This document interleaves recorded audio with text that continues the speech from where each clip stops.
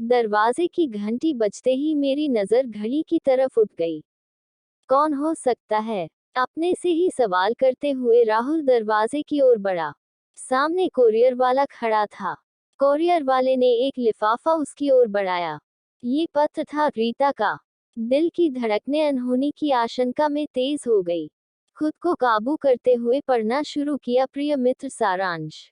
प्यार, तुम ये पत्र पढ़कर दुखी मत होना। तुम एक सुलझे हुए इंसान हो। आज के समय में तुम्हारे जैसा दोस्त मिलना मुश्किल ही नहीं नामुमकिन है। पर मेरे मित्र, ये दुनिया अच्छी नहीं।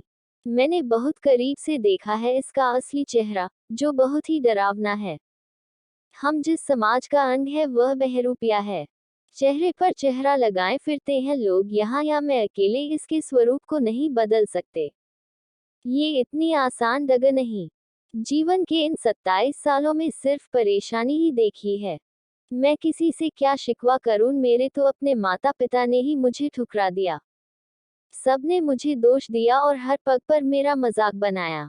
ये कहानी तब शुरू हुई जब मैं साल भर का था। जन्म हुआ तब मैं आम लड़कों के जैसा ही था। मैं 5 बहनों में सबसे छोटा था। मेरी बहनें खेल खेल में मुझे लड़कियों के जैसे तैयार कर देती थी।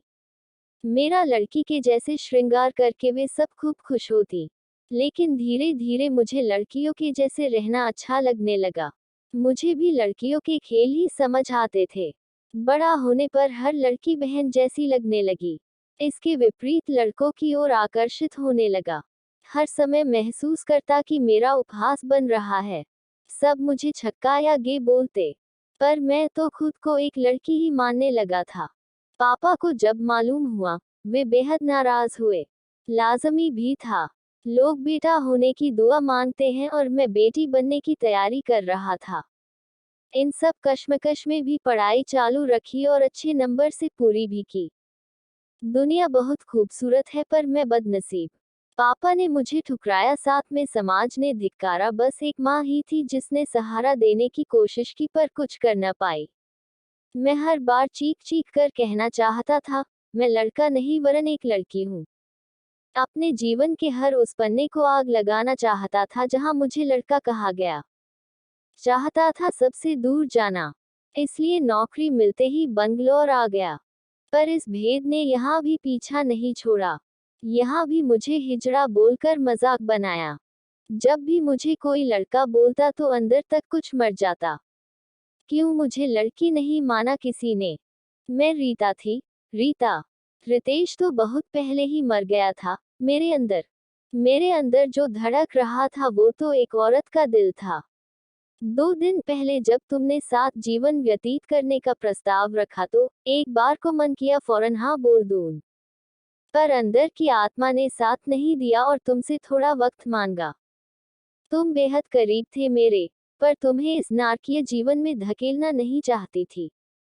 ये समाज कभी ऐसे रिश्ते को नहीं स्वीकारेगा। एक सांस में ये सब पड़ गया था राहुल। कितना बड़ा वज्रपात हुआ था। फिर भी आगे पढ़ना जारी रखा। कहते हैं मर्द को दर्द नहीं होता, पर मुझे होता था। जब तक लड़की के वस्त्र नहीं धारण किए थे, तब तक रोज मरती थी। पर अपाहिज बनकर नहीं जीना चाहती थी। हर समय एक ही चाह, कोई मुझे आंटी, भाभी, दीदी या माँ बोले। मुझे हर समय अपने अंदर की औरत में एक दुर्गा दिखती थी। हर समय एक ही चाह थी कि कोई तो हो अपना जो मुझे संभाले। अधूरी सी चाह होने लगी थी माँ बनने की। कितने बदनसीब है वो माएं जो पैदा होने से पहले या बाद में लड़की को मार देती हैं लड़के की चाह में। भगवान के न्याय पर भी हंसी आती है मुझे। कहीं तो माँ के सीने में ममता नहीं दी और मुझे औरत का दिल लगाकर जन्म दिया। हर समय बस ठोकर ही मिली। राहुल, तुम्हारा और मेरा रिश्ता बहुत खास है। कुछ रिश्तों के पर नाम नहीं होते। हमारा रिश्ता किसी नाम का मोहताज नहीं। मैं चाहती हूँ तुम अपने जीवन में आगे बढ़ो। जब अपने अपने न हुए तो गैर से क्या शिकवा। थक गई हूँ अब। न ही मर्द रूप में खुश थी, न ही औरत बनकर। औरत तो बन गई पर पूरी नहीं, एक अधूरी औरत, जिसे ये समाज हिजड़ा बोलता है। अब जा रही हूँ मैं सबसे दूर। तुमसे दूर, बहुत दूर। अगला जन्म औरत का मिले इसी कामना के साथ। खुश रहो हमेशा। पत्र समाप्त हो गया था पर आंसू अभी भी बह रहे थे। राहुल के मन में कई सवाल थे पर शायद उनके जवाब नहीं थे। उसने एक अच्छा दोस्त और एक अच्छा इंसान खो दिया था। आज रीता के लिए उसके मन में इज्जत और भी बढ़ गई थी।